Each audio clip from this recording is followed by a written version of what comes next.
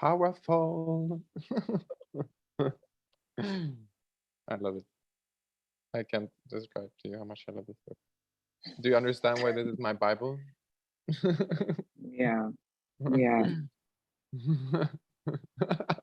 Okay, you look I'm so over like here like, I'm humbled. so grateful. I'm so grateful that this book has come into my life. I'm so grateful to have this circle, this Uh-huh. container of like light workers. I'm just Mm-hmm. grateful. Like I'm reading it, it's like, what? And Mm-hmm. the thing is, it's not even like I'm against religion. I just wanted something that can like communicate to me Mm-hmm. in a way that I like relate to and I understand and it like speaks to me that's not separating us from the whole, you Mm-hmm. know? Mm-hmm.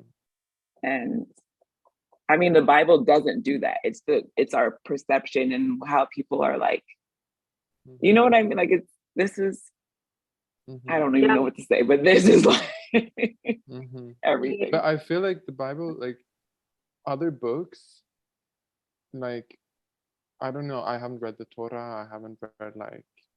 I mean, I've only read the Bible, not even the whole Bible. But I feel like there is not like a method. Do you understand what I mean by that? There is just like a story. There's just like there's nothing like that you can actually take with you. Well, there is obviously there is like metaphors and stuff of like how we're supposed to live, but there is not like the real like there's not a real like method of how do I live that, like Yeah. how do I I go mean, there? the Or Bible is a bunch of stories, right? I don't know if mm-hmm, the intention of the Bible is to directly tell you how, but it's to give you lessons and wisdom through stories. And so mm-hmm, it gives you like the openness to have the interpretation for yourself of like, what do you take from that lesson? But you're mm-hmm. right, there isn't like a practical guide of like, No. no, just do it. And this is like what that is. Well, Yeah, but and But yeah, sorry. I was gonna say the Bible has been like, I guess, translated a bunch of times, which I think it can tend to lose the meaning, but especially because I have like a little bit of, I don't want to say PTSD, but some kind of negative feeling toward anything Christianity. Mm-hmm, And so it was hard for me to read this initially and just even give it the, Jesus was this enlightened person. But it mm-hmm, makes a lot of sense. But what he touches on is the fact that the people reading it are asleep. And so, mm-hmm, like we talked about in the last call, maybe Jesus, yeah, of course, maybe he was like a person who was awake, and the people who are asleep turned it into, okay, this person who was awake now is a god, and we have to do everything he did. But it was his experience. mm-hmm, So of course, it's not going to resonate with every single person. And not only that, we're completely missing the point of mm-hmm, his awakened life, and we're all mm-hmm, asleep. Um, to the point where that what he mentioned about the cross, I never heard that in church.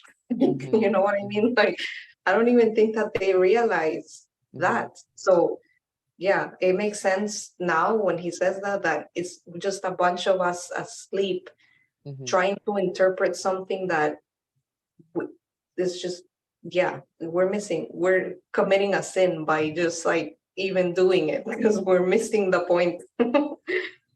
Yeah, and the only way to actually like understand it is to experience it. Like that's the only way.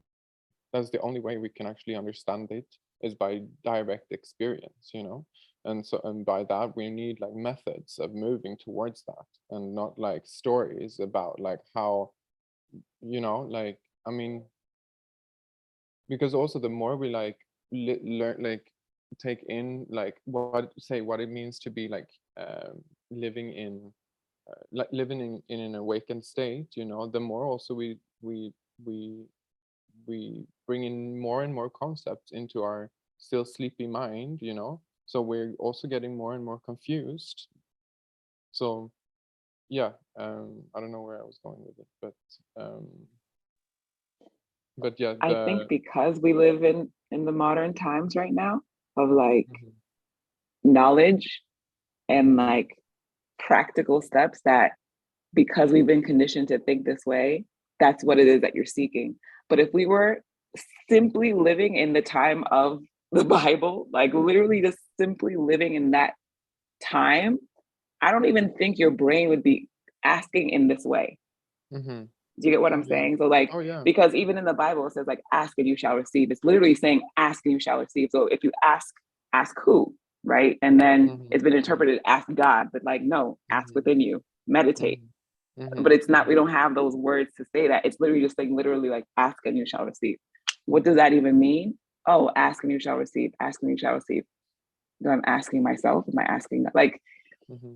it's the human part of us, of knowledge, of seeking, of like wanting the answers, separates us from literally just being and looking at the Bible for what it is. Like, Mm-hmm. just follow the story, but also follow there are directions there, if that makes it. There is a practical guide. It's just not put in the way for us in this time to follow.